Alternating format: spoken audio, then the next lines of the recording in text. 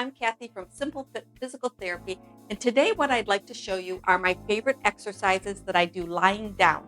Now, if you are not able to get down onto the floor, what you can do is just simply do these exercises right on your bed. If you're unable to stand up for any length of time, it's still important to keep your legs strong. So what I often advise is for people to do exercises that they can do lying down. It's a little bit safer in some ways because then you don't have to worry about your balance or falling. With these exercises, you'd want to do about 8 to 12 repetitions each, and you'd want to do 2 to 3 sets of 10.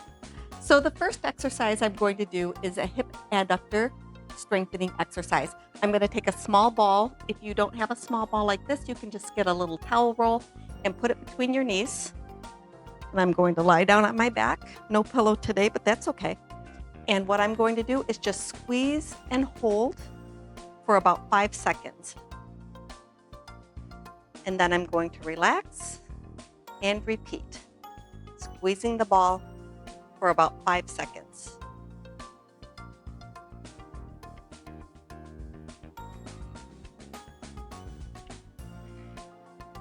The next exercise I'm going to do is a hip abduction strengthening exercise.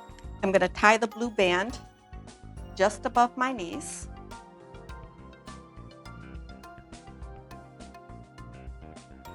My feet are kind of close together, and I'm just going to pull my knees apart and then slowly let them come back to the middle.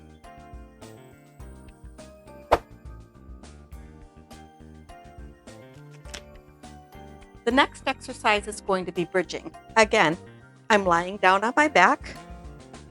My feet are just a few inches apart. I'm going to do a little bit of a pelvic tilt. I'm going to engage my core muscles, and I'm going to lift up off of the floor.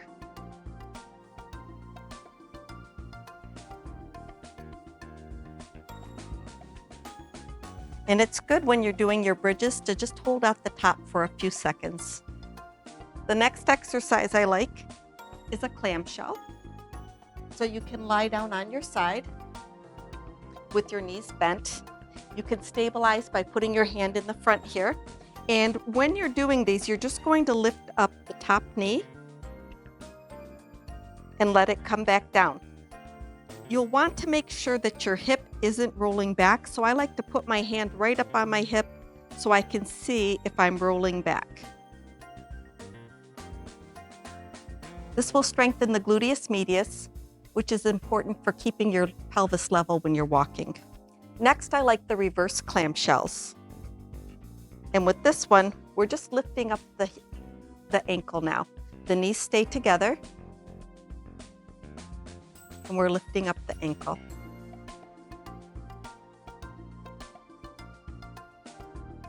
Another exercise that you can do is a side leg raise. So I'm going to lift my top leg up in the air. And this is another one for the hip abductor. This one is a little bit more challenging. So if you're a little bit on the weak side, you might not be able to do this one. And of course, like I said before, you would want to turn over and do your other side. Okay, so the next exercise I'm going to do is a double knee to chest. I'm going to put my feet on the ball like this, and I'm going to just bend my knees, bringing my knees up towards my chest. This is good. It gives you a little stretch, but it also works the hamstrings a little bit.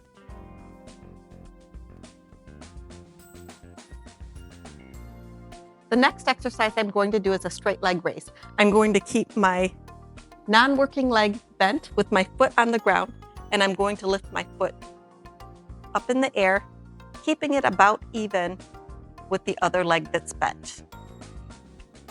Be sure when you're doing these to work both sides.